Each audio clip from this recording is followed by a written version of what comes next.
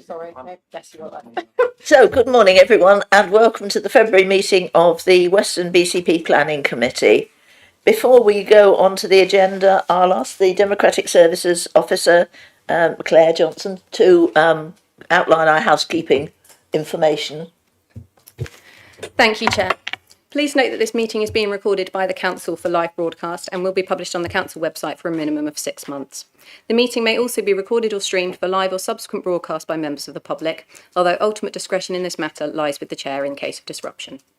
For those in the room, please note that if the fire alarm sounds, please exit the building by way of the nearest available signed fire exit route and make your way to the assembly point at the War Memorial in the gardens opposite.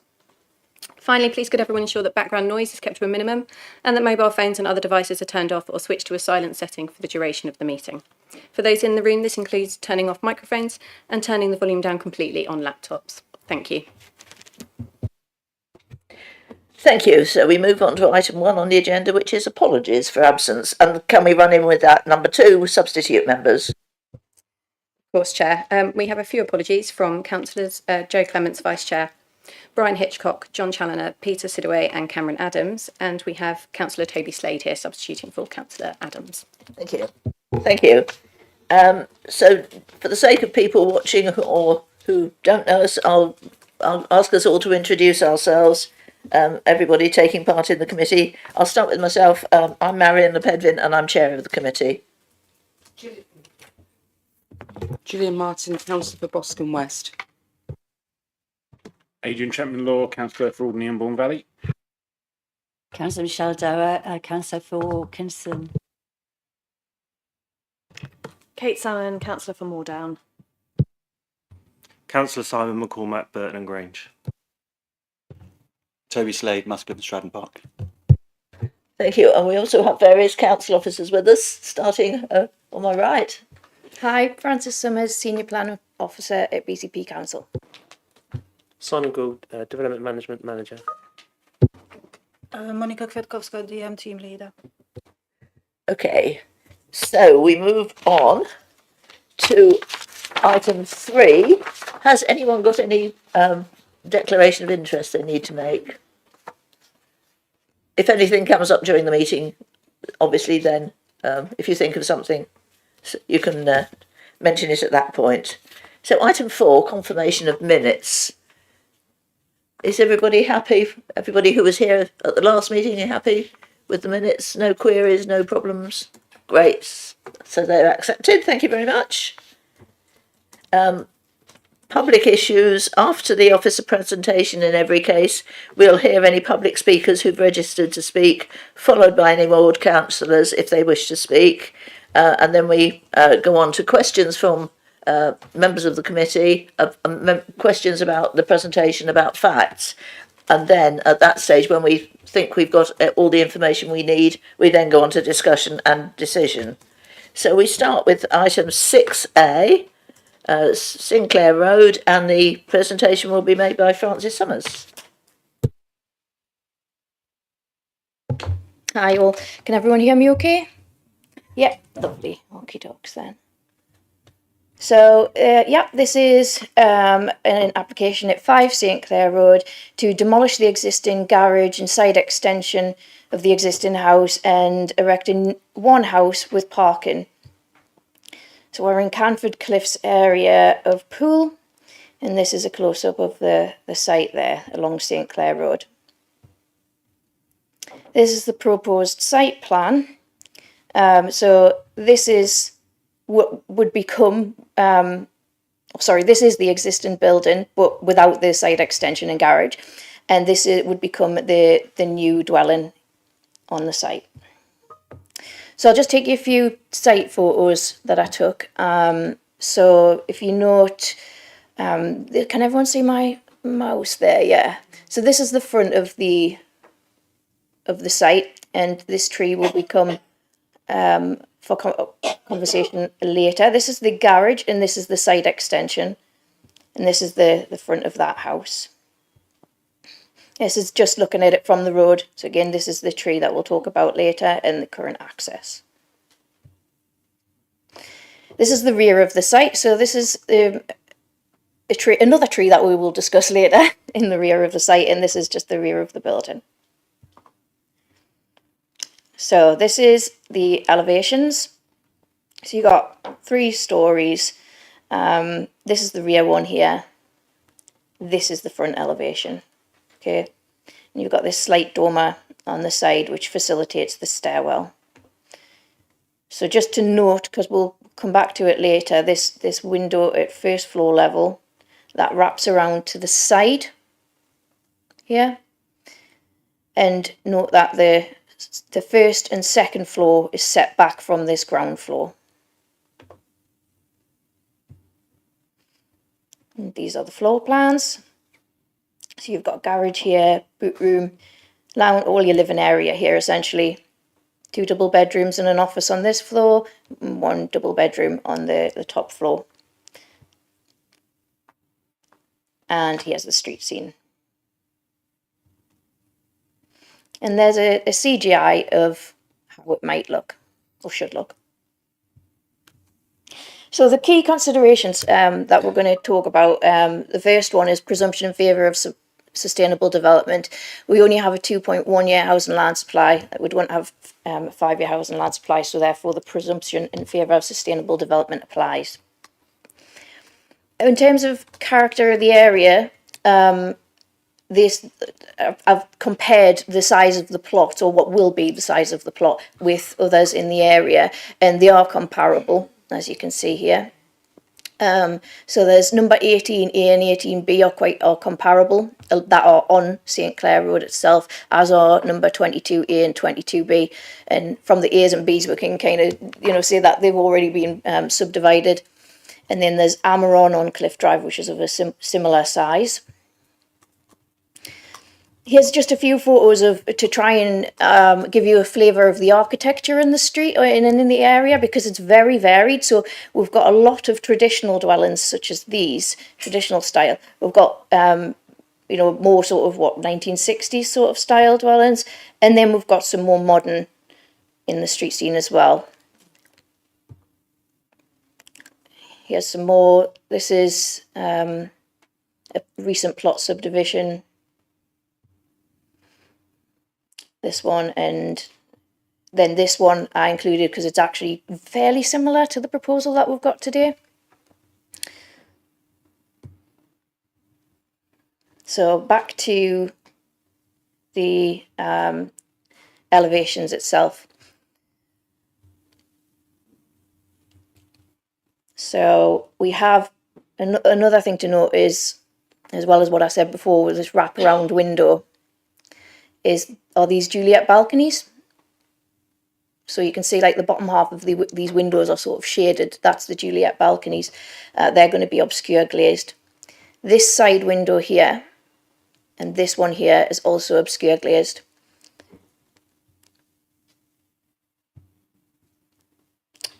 So that leads us to sort of talking about neighbouring amenity. So in terms of the size of the plots that are to be created, the size of the dwellings, they are comparable. So, for instance, number 22 in the street, before that was subdivided, that was a 19 metre wide plot. The plot we have here before, as existing now, is 22.7 metres, so fairly similar. Number 18 is currently an 18 metre wide plot, and the proposed new dwelling here would consist of an 18 metre wide plot. This one would be about 10. These are approximate measurements, by the way. And there's lots of public comments being submitted on this one, and concern about sort of overlooking and overbearing nature, loss of privacy, loss of daylight. And so I just wanted to go through this slide in a little bit more detail. So the ground floor separation distances between the proposal and number 3 is 2.7 metres. And that is obviously because the first floor is set back, it then goes to 5 metre separation distance. And that's fairly common within the area, which you'll have seen in my report. I did a little bit of a comparison. The proposed gaps between the buildings are comparable, and we don't feel that it creates an visual impact. It's not out of keeping with the other gaps in the area. The separation distances between this proposal and, for instance, the properties opposite, so number 10, for instance, is about 38 metres. Again, entirely acceptable within a suburban area like this. And the separation distance between the proposal and the property to the rear, which I think is 1A here, is 32 metres. So comparable. Comments were made about nationally described space standards and how this one is significantly larger than nationally described space standards, but I just wanted to point out, and this is in the addendum, that they are minimum space standards, not maximum space standards. So this is a decent sized dwelling, especially in this street where they're actually a lot larger than the nationally described space standards. Trees. Key trees to note are T9, so that great big one in the rear garden, and T1, the great big one in the front garden.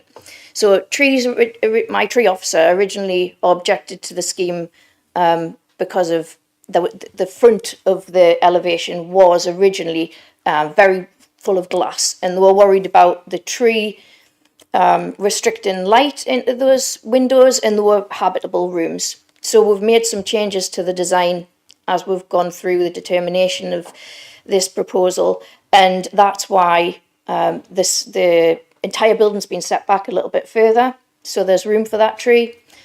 But also the window, there's a window at the second floor level that serves a bathroom, and then the window at the first floor level serves bedroom 2, but that's why it wraps around, so it's now confined to the side elevation, and it wraps around the side elevation to make sure that there's going to be plenty of light into that room whilst not impacting on neighbours. So there is going to be 3 trees removed. They are category C trees, and we have no objection from the tree officer. In terms of the rear tree, again, the boundary for the rear garden, you'll see, has been amended throughout the design, and it now sort of reaches across here. And that's because, obviously, we don't want to create external amenity space that's entirely within shade. That would lead to pressure to prune, but also it's not a very great environment if you've got kids in the garden. So we've ensured that at least 50% of the garden space is outside of the shade, and my tree officer's taken that into consideration, and the growth of the tree over time, and they're happy with that. And so coming back to the planning balance, again, going back to the presumption in favour of sustainable development, this would lead to one further dwelling in our housing land supply, and there's no identified harm, hence it's recommended for refusal. No, approval. You do it to confuse me. I do. Sorry. Thank you, Francis. Now we're clear on what the proposal is and what the recommendation is. It is for approval, which doesn't mean to say we have to approve it, but that's the recommendation. So we move on to speakers now, and first of all, in objection, we've got Mr. Paul Chattle.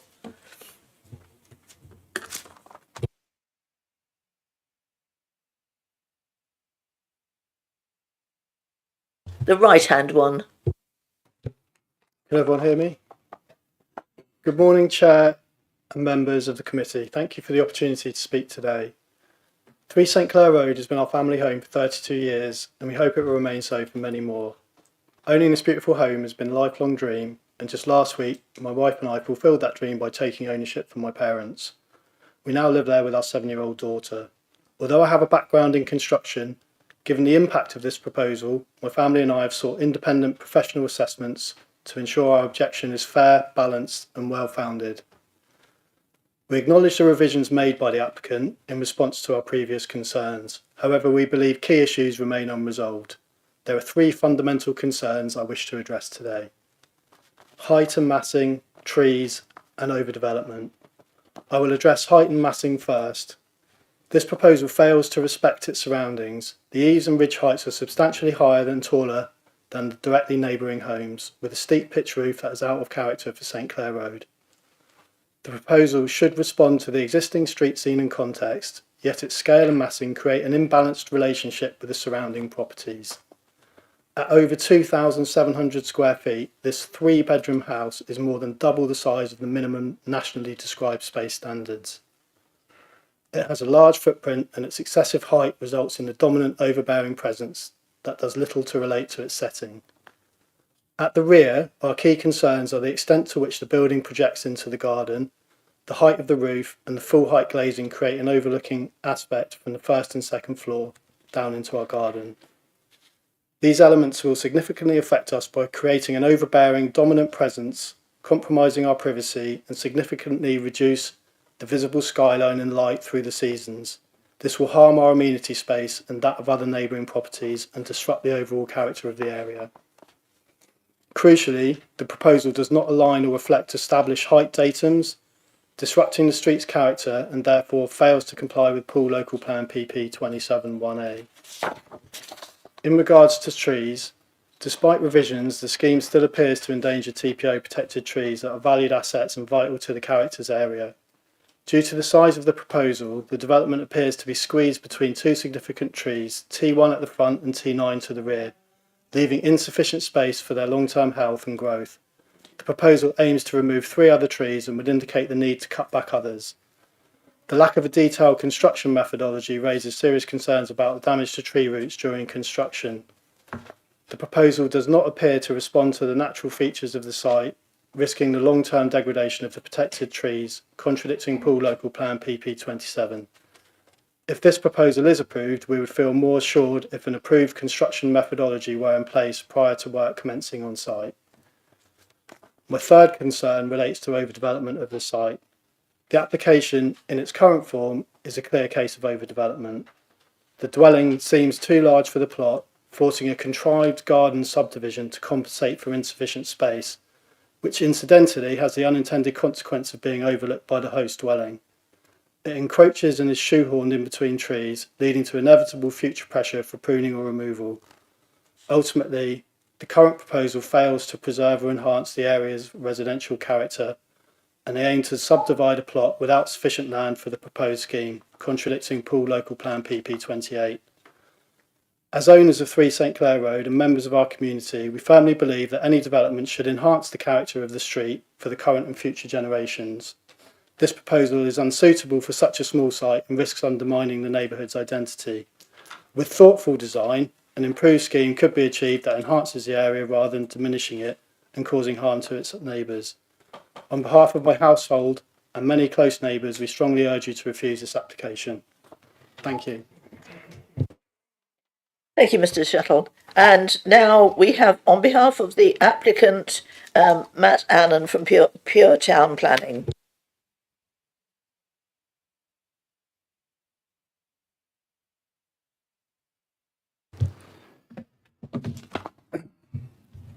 Thank you, Chairman. Hello, members. My name is Matt Allen from Pure Town Planning. I'm a Chartered Town Planner and Director of Pure Town Planning. The Planning Officer comprehensively explained the full details of the proposed scheme in an opening presentation to you. Throughout this application process, the applicant and his architect has worked closely with your officers, for which we thank them for their time in this regard. Several amendments, as you have heard, have been made during this process to overcome initial concerns raised by both the Council's professional internal consultees and by neighbours. All these amendments have resulted in a scheme which is now fully supported by your planning officer, their team leader and the Council's professional consultee. I wish to now briefly outline the main considerations why we feel planning should be granted today in line with the officer's recommendation. Firstly, looking at principle and the character. BCP has a significant shortfall in housing, and as such the benefits provided from the supply of new homes must have significant weight and a tilted balance in favour of granting planning permission. Even windfill sites such as this will make a valuable contribution. The proposed development lies in the heart of an existing residential area. The application site of number 5 is significantly larger than those surround it, which presents an opportunity to make effective use of this sustainable site.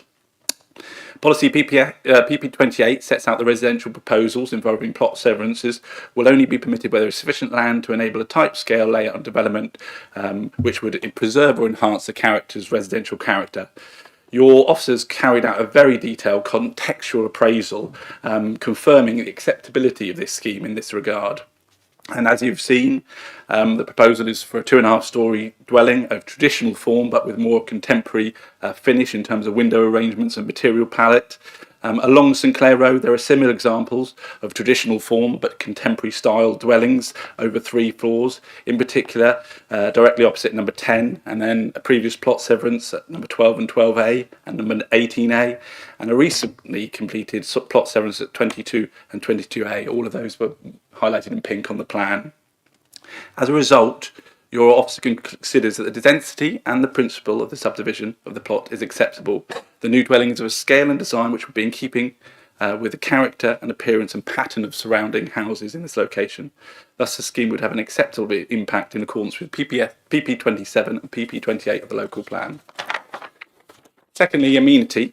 As confirmed in your officer's report, by virtue of the orientation, the depth, the setback of the first floor, as well as the window positioning, the proposed dwelling would not result in any harm to the amenities of the donor property at number 5.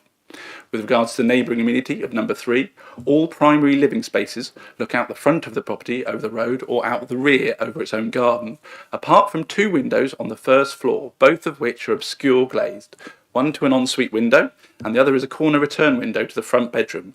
There are no other side windows proposed between number 3 and the new house.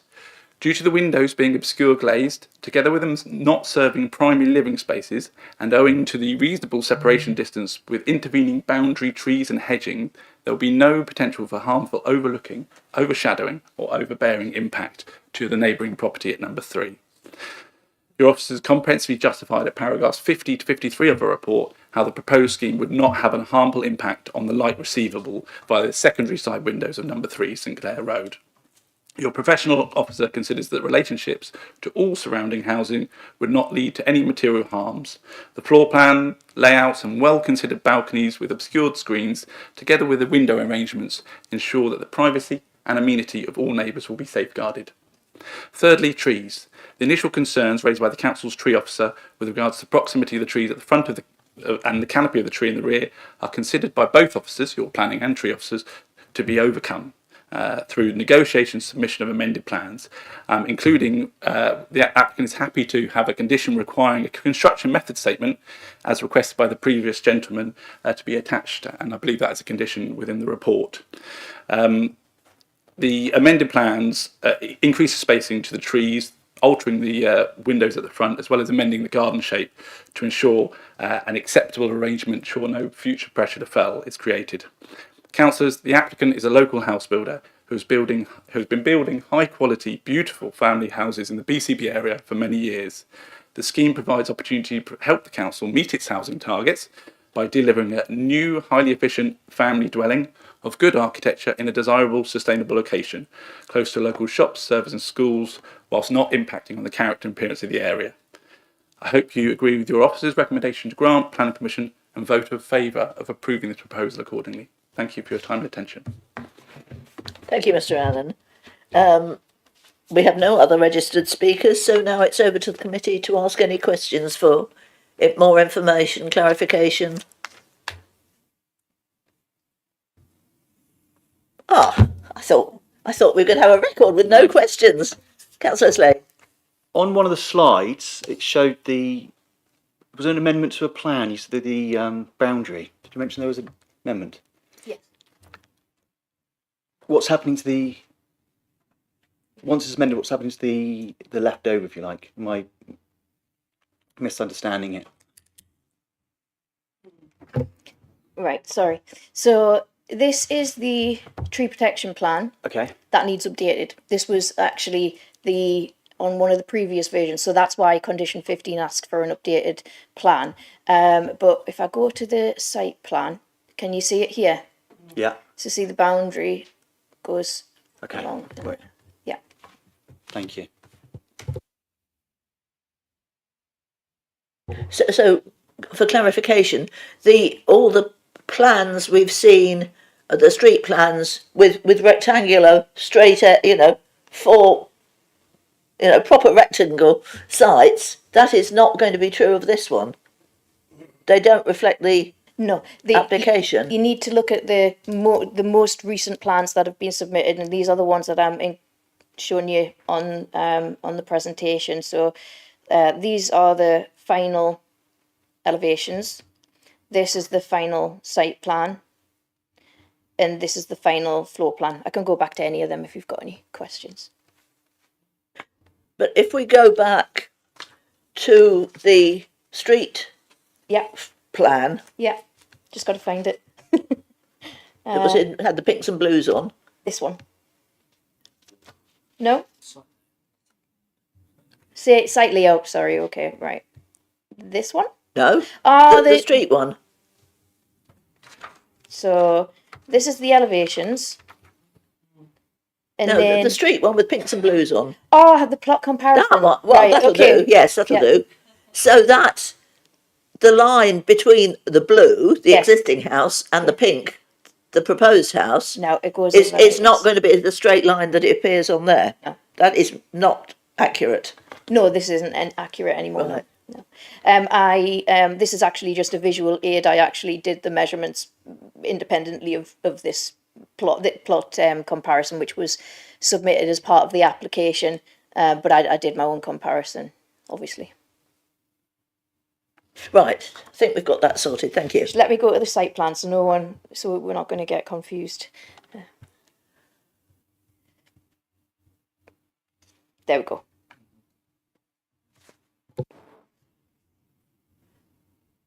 Yeah, that line could do with being much more prominent. But I think we've now got the picture. Thank you. Any other questions?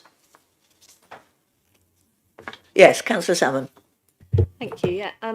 The person who spoke in objection talked about the trees and concerns for the sustainability of those trees, and whether there was anything further. I just wanted to ask if I know you touched on it in your presentation, but are we fully satisfied that all the protection we can put in place is in place with the conditions? Is there anything further that we can do to make sure those trees are really given the maximum amount of protection, given that this clearly is, it's slightly butting up against two very substantial TPO trees? So just a bit more commentary on that, if that's okay. Thanks. Yeah, certainly. So we, partly because of the trees, partly because of neighbour impacts, we've made all these amendments to the scheme, and now the tree officer's satisfied in the long term as well, obviously knowing the growth that these trees are likely to have. So she's satisfied that there's no harm that will befall these trees as a result of this proposal. So there's enough rear amenity space that's outside of shading, so that we're not going to be leading to pressure to prune or fell that tree. And similarly with the front tree as well, there's going to be more than enough light getting in to those front windows, so that's not going to lead to the pressure to prune, which was the original concern because it was all glass.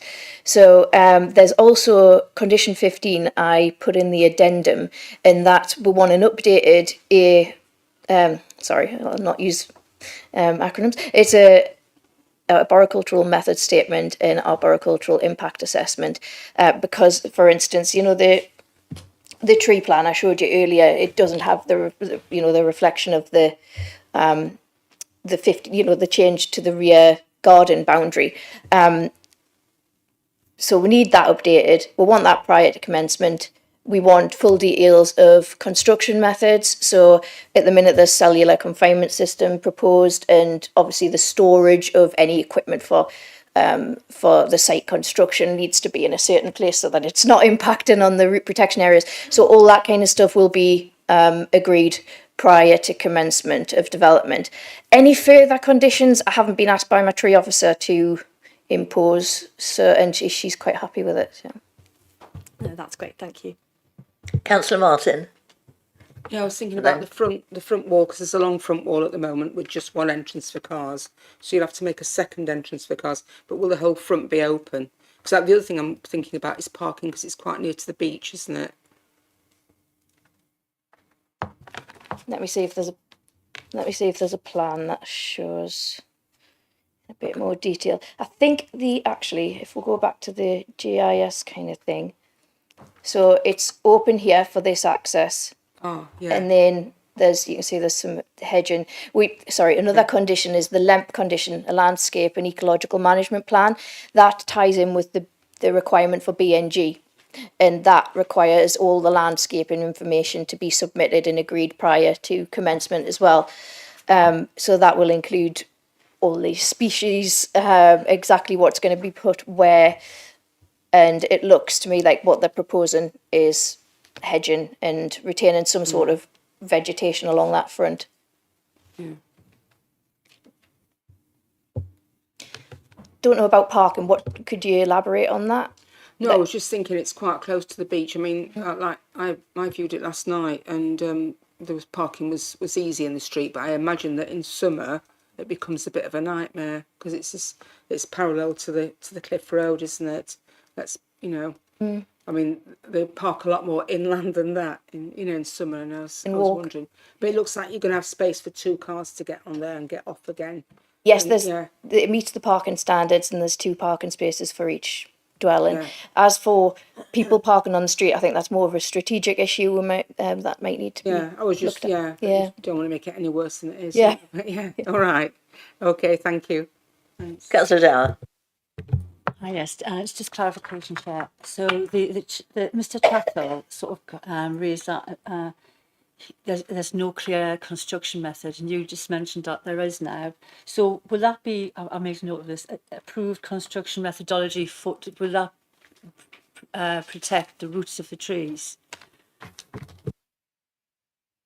Just getting the wording of the condition for you. 2 seconds.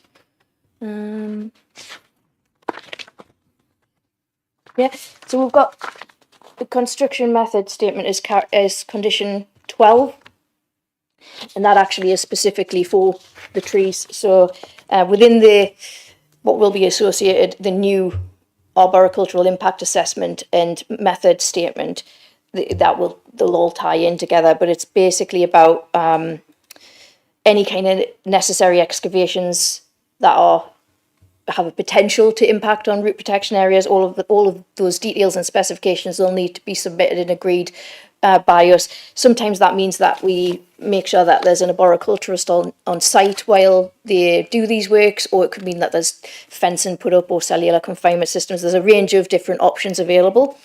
So a construction method statement is required by condition 12. And I'm just checking, that is prior to commencement of any ground clearance that we need those details. Okay, that's good. Thank you. Any further questions? Okay, we're on to debate then. Anyone? That's not normal procedure, I'm afraid. Sorry?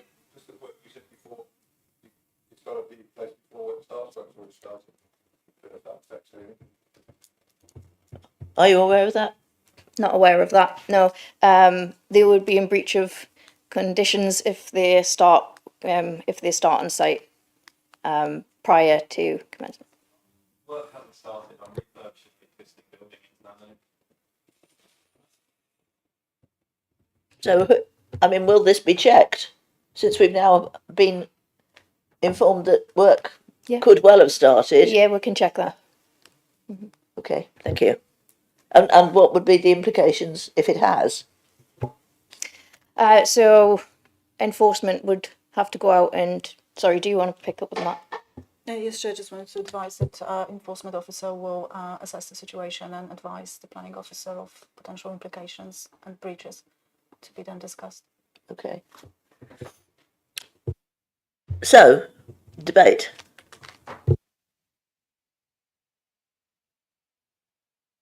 Councillor Salmon.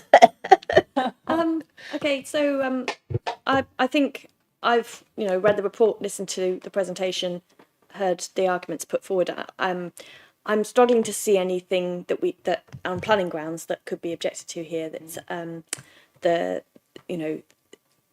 there's clearly concerns that neighbours have about changes to their street, and I'm sympathetic to that. But I don't see a planning reason here that we could that we'd have to say anything but approve it. It appears to meet all policy, and that I think the officer's report was really thorough.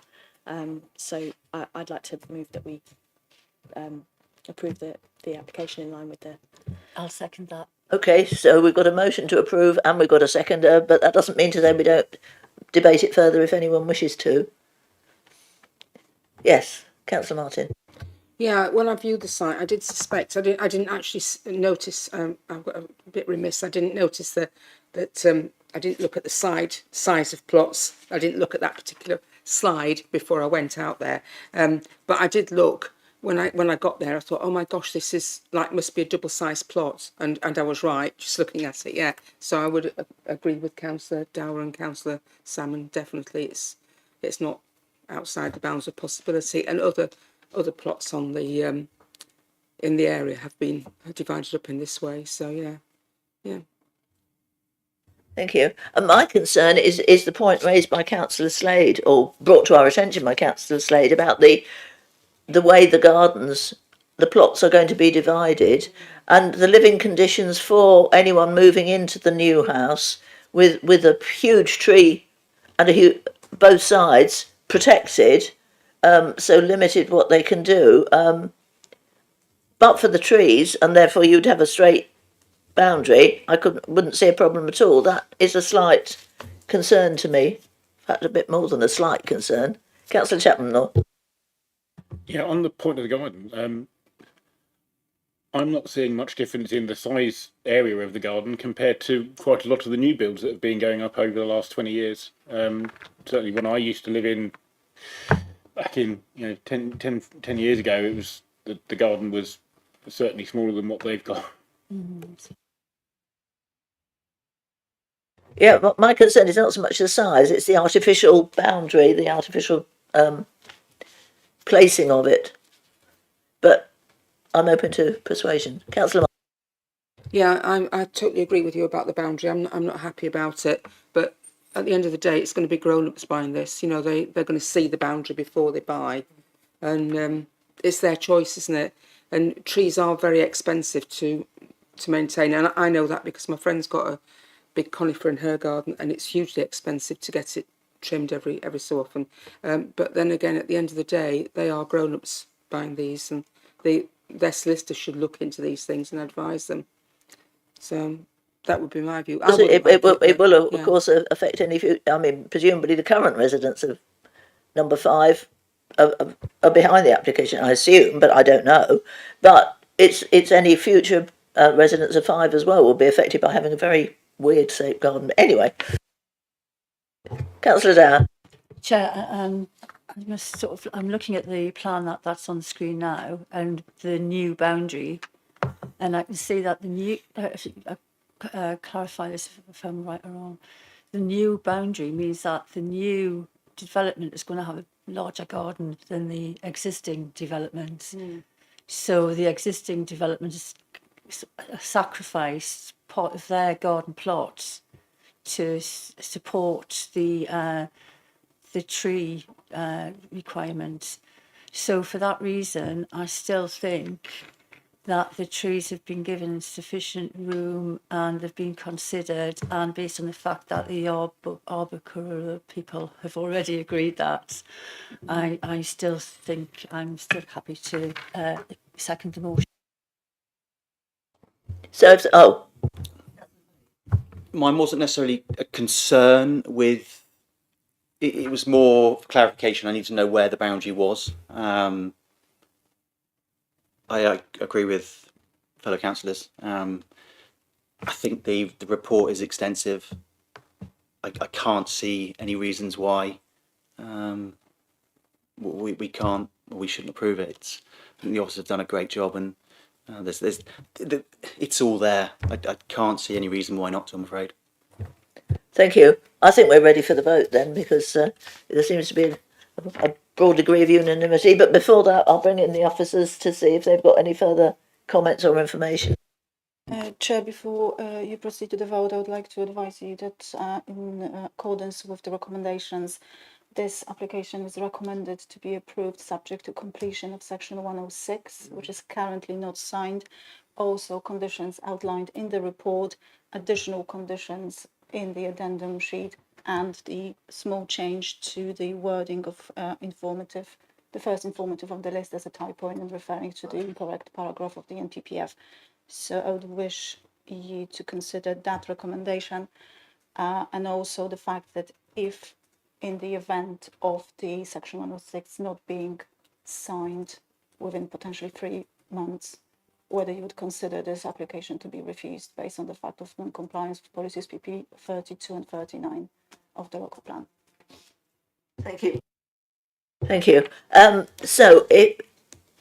We're being asked to consider whether, if Section 106 agreement is not signed within 3 months, that will lead to an automatic refusal, whatever we vote now, even if we vote to approve now. If they don't complete the 106, that will be immediate refusal.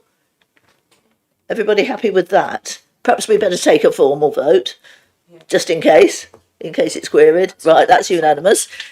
So now we proceed to a vote on the motion that we approve this application with the conditions we've got, both the existing ones and these new ones as well. So those who wish to approve this application, please vote now. 1, 2, 3, 4, 5, 6 in favour. I'm abstaining. Okay, thank you everybody. Thank you, Francis. Thank you, the speakers. And we're ready to move on in a minute to the second application, which is 8 Scarf Road. So I'll give you a few minutes to sort out, move, leave, whatever.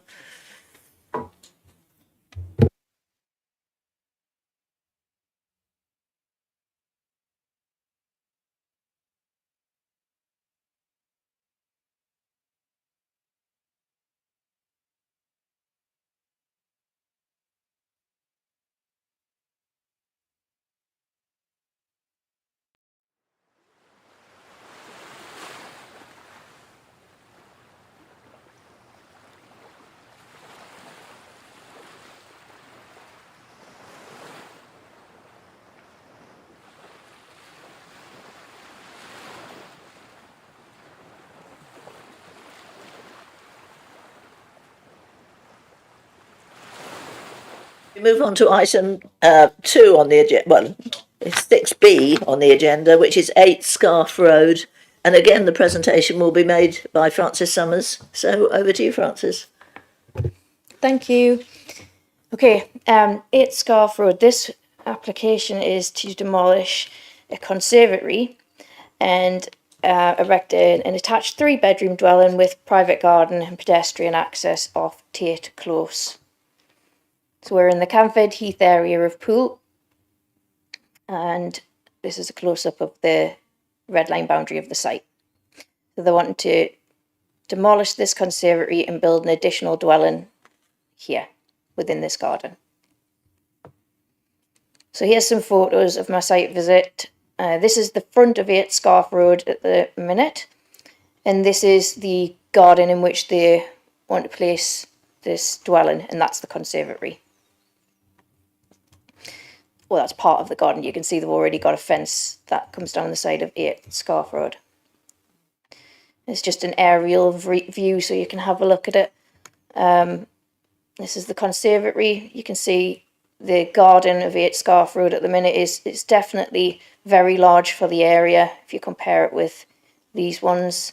Obviously, corner plots, you normally do get a larger garden. And can I please ask to take note of this addition, which is an additional dwelling on the end of these semis here.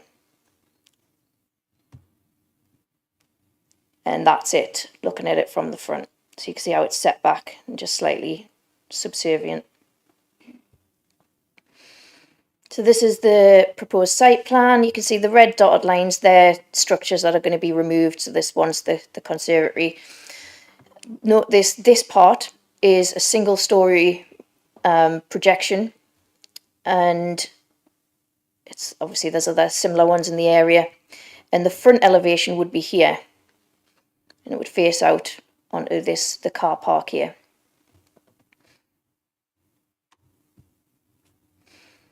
So these are the elevations. This one here, that's the front elevation. So that's looking out into the car park. This one's the rear. This one's the front. So that will be next to the front of 8 Scarf Road. You can see how it's slightly lower than the ridge height of number 8, and it's slightly set back from the front of number 8. So it's read as subservient. This elevation here, the northeast elevation, will face number 10 Scarf Road. Number 10 Scarf Road. These windows will both be obscure glazed. So here's the floor plan, sufficient light into each room, the single story element to the rear that enables a living area without creating too much bulk or mass, and create a 3-bedroom family home. And so 2 considerations. Again, presumption in favour of sustainable development applies because we don't have a 5-year house and land supply. And in terms of character of the area, the pattern of development is maintained and the amenity space is proportionate and comparable with other plots. Like I said, the garden of 8 Scarf Road at the minute is fairly large compared to others in the area.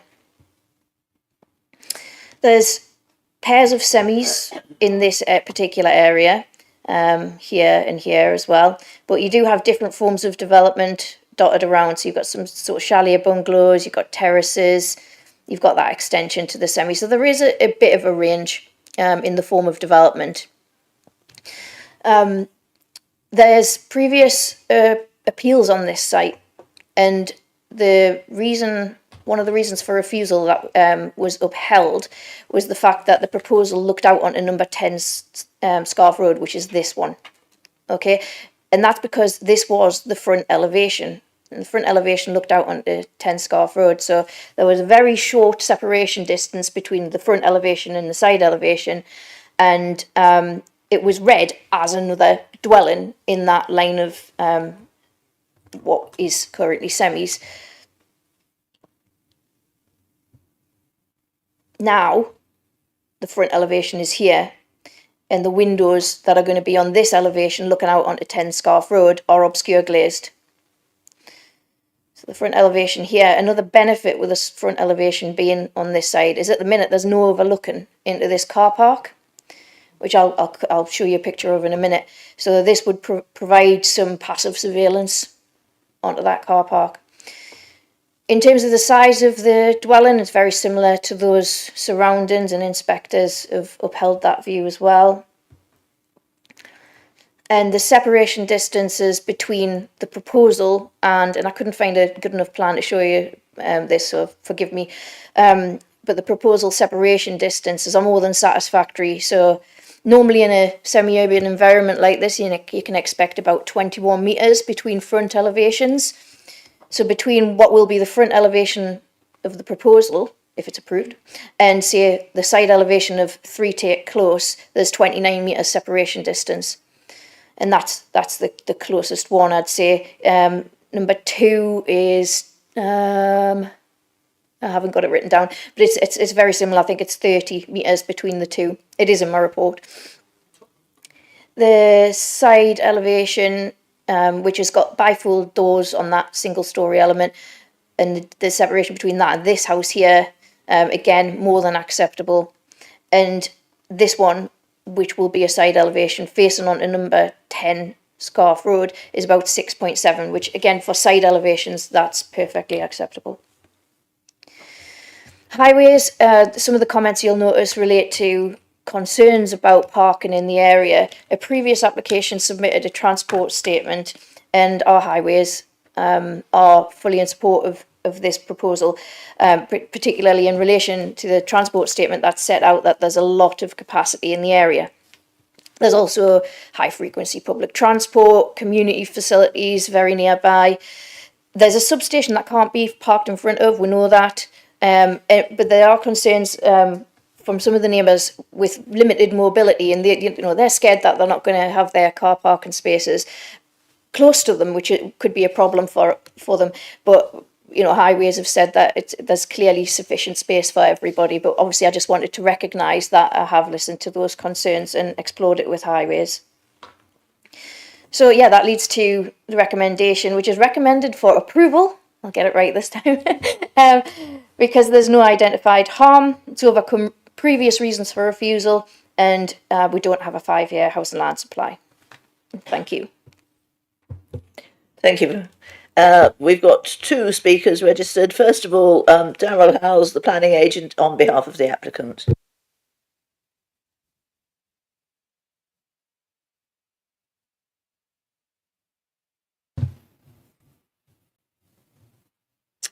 Good morning, members. I am pleased that the Head of Planning Services has made a recommendation to approve for the dwelling to be constructed adjacent to 8 Scarf Road. The recommendation comes after the robust assessment by your Senior Planning Officer, testing the application against adopted planning policies and obviously the publicised housing need. The application site is currently 25 metres deep by 14 metres wide, so has an area twice that of a typical residential plot in Camford Heath in this particular area. However, being occupied by a single dwelling represents an inefficient use of land in planning terms. Splitting the plot as shown on the site plan would support the established pattern of development. Upon this severed land, a family home would be constructed, offering gardens on 3 sides, but more importantly, a frontage orientation to Tate Close. That change in orientation has several positive effects. The side elevation facing number 10 Scarf Road now appears as an extension, like other extensions seen nearby. There are 2 windows on the side elevation, both will be obscure glazed, as their need is purely for natural light and not outlook. The second effect is to provide Tate Close with a dwelling that fronts onto it, offering visual interest to the street scene and an opportunity for surveillance of this public area. As you have heard, the proposed dwelling will not harm any neighbouring property in terms of outlook. The architectural style of the proposed dwelling is different to the older terraced houses, and this is deliberate. Doing so shows progression in terms of the design, offers a modern approach, and emphasises the importance of the front elevation to Tate Close. That said, the massing of the dwelling retains subservience to the host dwelling at number 8, evidenced by the lower ridge and the minor step back on the side elevation facing number 10. The side boundary adjacent to Tate Close is currently a 1.8 metre high close boarded fence, and our plans show that to be retained, albeit with a pedestrian access form to lead to the front door. In retrospect, my client and I agree that we would prefer a lower boundary treatment in front of the house, so we would ask members to add an appropriately worded condition requiring as such. The rear garden would retain the 1.8 metre high close boarded fence for privacy purposes as normally expected. The application site lies adjacent to the unregulated car parking area in Tate Close, and a parking survey shows that there is adequate capacity to accommodate any additional parking. As you've heard, there is no objection from the highway officer regarding this arrangement, nor was there from previous inspectors' decisions. I consider the site to be highly sustainable as there are bus stops for both directions along Astrill Road nearby, and the buses are frequent. Within a short distance of the site, there is the localised shopping centre of Camford Heath and, of course, nearby schools. As you'll be aware, this planning application must be determined on its own planning merits and awarded the presumption in favour of sustainable development. The scheme wholly complies with the local plan, and following the consideration of the scheme afresh by the applicant, the design now positively contributes to the character and appearance of the area. I urge you to support the officer's recommendation to approve, please. Thank you. Thank you, Mr. Howes. And the next speaker, the last speaker on this item, last public speaker, is Ward Councillor Sandra Moore.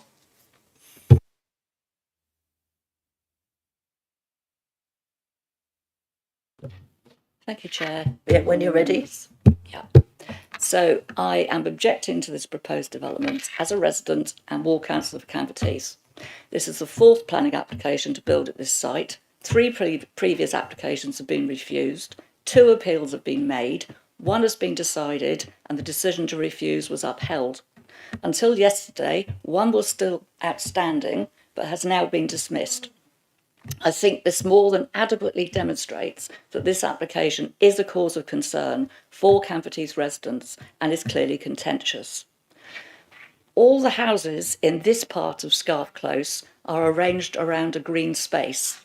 The plot of garden land in front of number 6 Scarf Close is wider than that at number 8, and the plot in front of number 8 decreases in size towards the gate to the rear garden, which will physically restrict access to this proposed development from Scarf Road.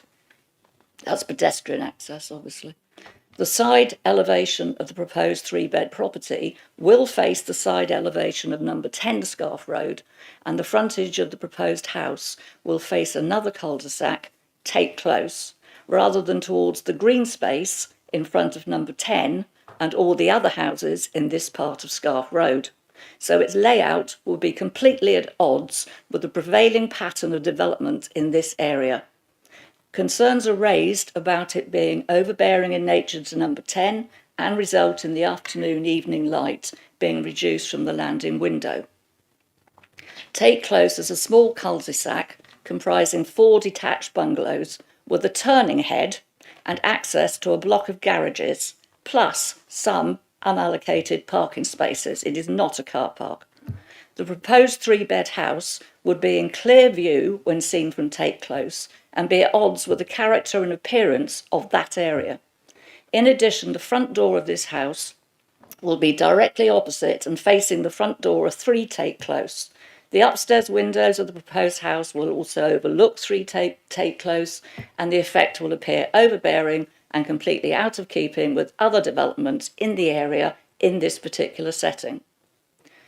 I would like to comment that there are many examples of subdivision in this, the older part of Campert Heath. However, none relate to the existing layout, with dwellings arranged around a green space and where a dwelling is facing a different direction from neighbouring properties and located in a separate cul-de-sac. Residents have also raised concerns about the existing sewage system, as that they experienced significant problems over the years with blockages. These are detailed in the comments of the planning application. I also remain concerned that any vehicle access at the proposed site would prevent access to the existing garage block. And as a resident, I know this is an area with a shortage of off-road parking. And this can be evidenced by the high usage of day and overnight parking by residents of the shopping centre car park opposite an industrial square. This is a privately owned free car park intended for shoppers, and there is currently a proposal from the owners to restrict usage to 2 or 3 hours because the car park suffers from unauthorised day and night resident parking. I ask you to refuse this 4th application to build at this site, as the proposed property would appear overbearing in nature towards 10 Scarf Road, not face the green space in front of all the other properties in this part of Scarf Close, overlook the properties in Tate Close, and be at odds with the character and appearance of the area. It will be completely out of keeping with other developments in the area and in this particular setting, and is therefore contrary to policies PP27 and PP28 of the Poole Local Plan. Thank you, Chair. Thank you, Councillor Moore. So, we're on to the opportunity to ask questions for clarification or additional information. If any, Councillor Salmon. I have one question. It's slightly just out of curiosity at this point, as much as anything. But given the proposed orientation over onto Tate Close, is this going to be a new property on Tate Close or a new property on Scarf Road, or is that something that gets decided later? Well, the address is Scarf Road, but the orientation of the building, its front elevation, will front towards Tate Close. So, and it will have pedestrian access from both Scarf Road and Tate Close. What it becomes in terms of its postal address, I would imagine it will be like 8A Scarf Road, I imagine. But yeah, as you read the building in the street scene, it will give the appearance of fronting Take Close, because that will be the front, with the front door and the main windows. And that's obviously a design response to the challenges that the applicant has had in terms of trying to get a satisfactory relationship to number 10 Scarf Road, which obviously has a window to its side elevation serving a landing, I think we heard from the ward councillor. Councillor Chapman. Yeah, something just occurred to me with that. So is there going to be a pedestrian access that isn't already there now between the blocks? Do you mean, can anyone walk from number 8 Scarf Road through to the car park? Yeah. Yeah, through to Tate. Yeah. I think there's not access at the minute, is there? Because I had to come round the other way. So at the minute, what's proposed is, I mean, it is all vegetation and a kind of open area there, but it's not a pavement. There's no proposals for a pathway there. There's just going to be access to the front garden of the proposal.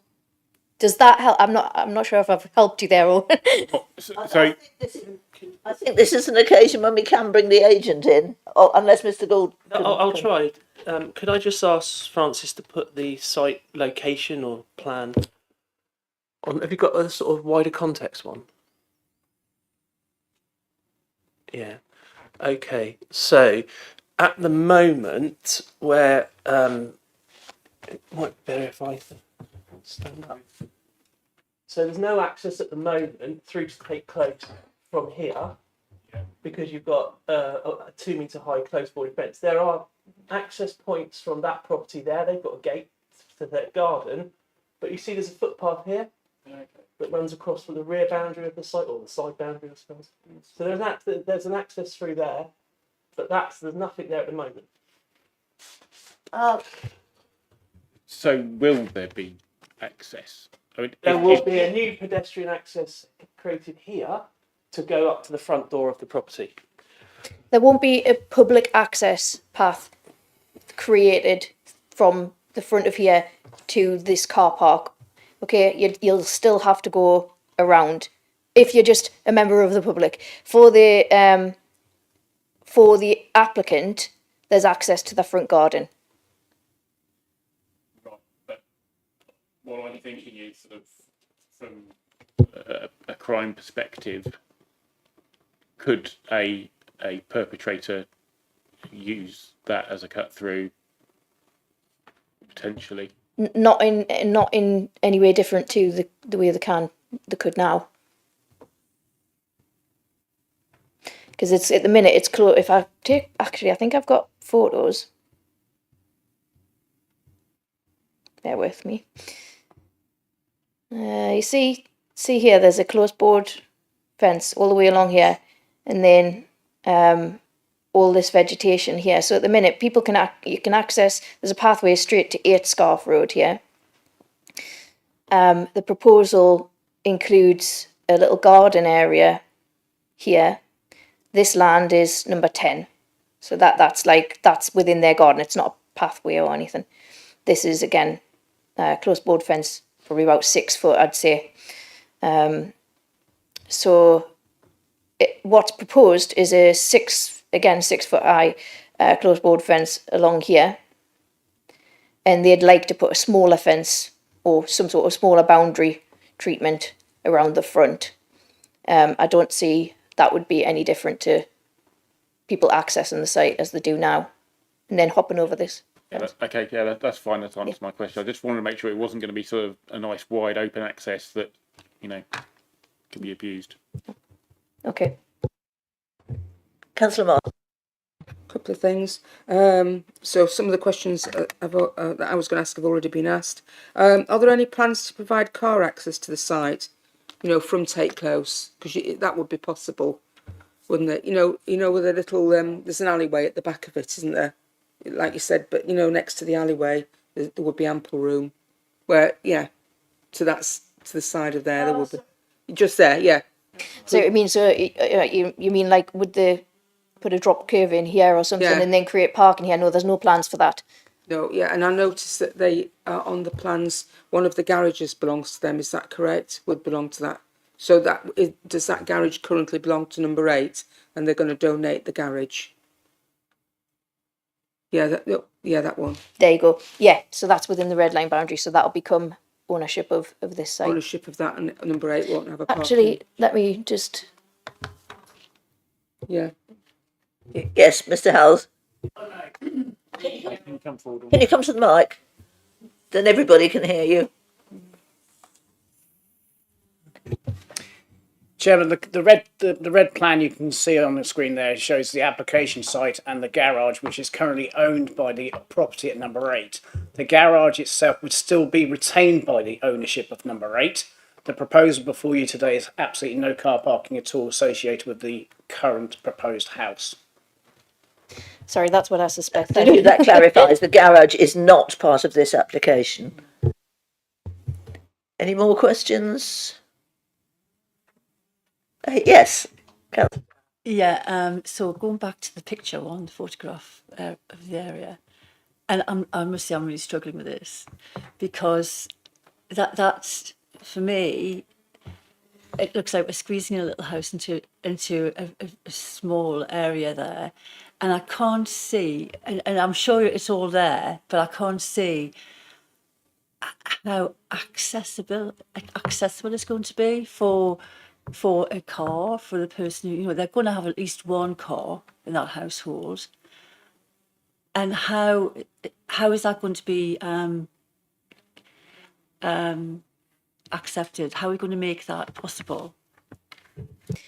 Yeah, so that comes back to the highways issue. Let me try and find that slide. I suppose it doesn't show much different to what the other one does, but there's so this is not providing any car parking spaces. That is 2 spaces lower than we require in the SPD. However, highways officers are supportive of the scheme because there's so much capacity for parking in the area. Now, that's not allocated parking as it is now, but the transport statement should, and highways officers have agreed that there's sufficient car parking in the area to accommodate this. Councillor Chapman. Yeah, another question related to the parking in the garage. So currently it looks like number 8 has a gate. No. Yes, they do. There is a gate to access Tate in order to access their garage. So with this application, they're going to lose that gate, aren't they? So how are they going to access their garage? I think it is. The gate come out onto the footpath round the back of it. Yeah, sorry, I just wanted to get So there's a footpath that comes down here to the gate here, and then the proposal site will be accessed here. So 8 Scarf Road here. You see, you remember there's the footpath here, this one here, so they can access it there, and then out to the garage. Thank you. Thank you. Councillor Slade. Sorry, I've missed it. Is it rendered or is it cladded? So it's proposed for, let me get this right, brick at the ground floor, render on the upper floors. Floor, sorry. Thank you. Not plural.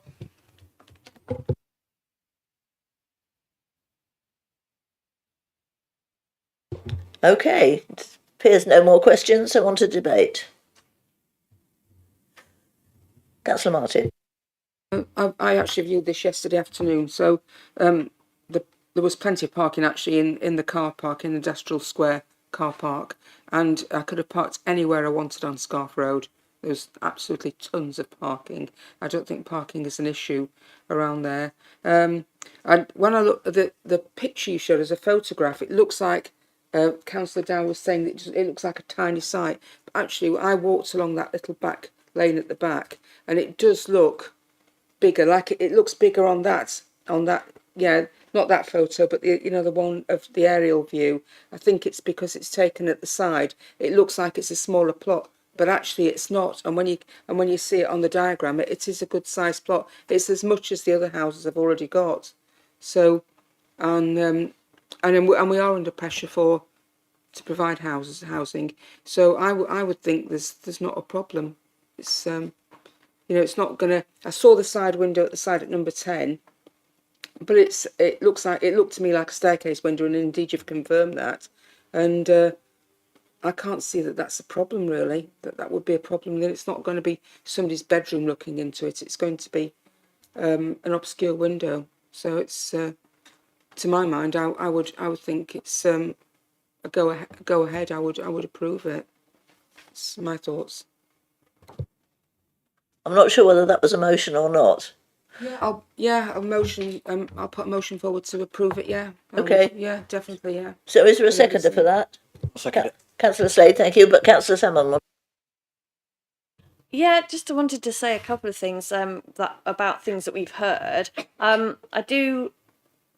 Overall, I think I can see that this is probably one for approval, but there are some issues, and I just wanted to touch on them really. So, one thing that's come up is we've talked about the parking, but specifically neighbours being a bit worried about not being able to park near enough to their homes as they can now. Clearly, I can see that there is a capacity there in the local area, but that's a concern that neighbours have. And I mean, my suggestion, if I were talking to those residents, my suggestion might be that if there's a need for parking near your home through limited mobility, that there are other ways of managing that people can apply for disabled parking bays, for example, if they need such.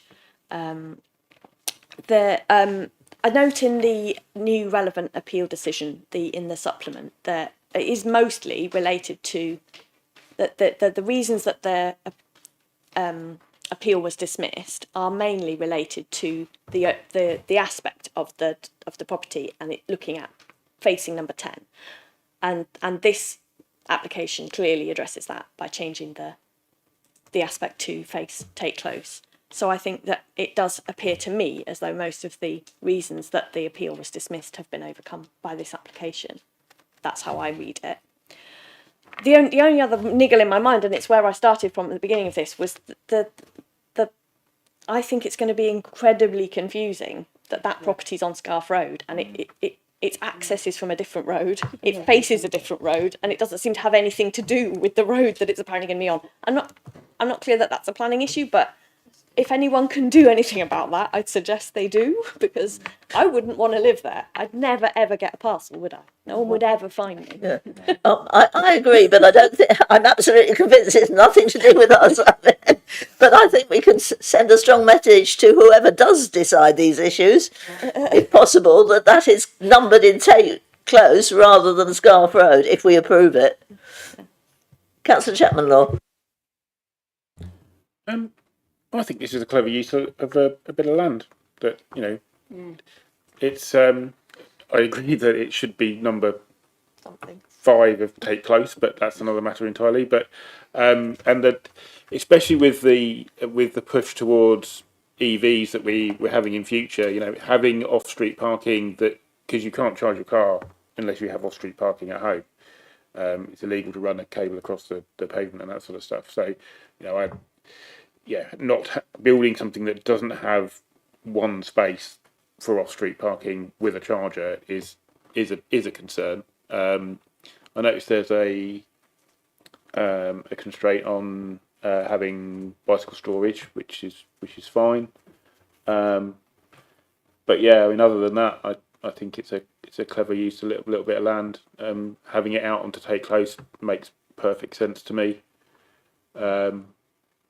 And it is a large plot compared to the other plots nearby, and it will be of a similar size plot once it's finished. So I quite like this. Okay, I'm not hearing any dissension on this, so I think we're probably ready to move to the vote. But I'll hand over to Mr. Gould first of all. Yeah, thank you, Chair. I just wanted to pick up on a point that the agent, Mr. Howells, raised in his deputation about, I think he was requesting that members impose an additional condition. He was. Relating to boundary treatment. So I think that's right. So I think members should consider giving some delegated powers back to the head of planning ops to add an appropriately worded condition, details of boundary treatment to be submitted and approved in writing by the local planning authority, so that they can address the boundary treatment that fronts take close. So are the proposer and seconder happy with that additional condition? Yeah, okay. Right, let's move to the vote. Those who wish to approve this application, please vote now. That's unanimous. That's unanimous, so I don't need to go in any further. So thank you, everybody. That's the end of this agenda, but could you just stay for a couple of minutes after the recording's finished?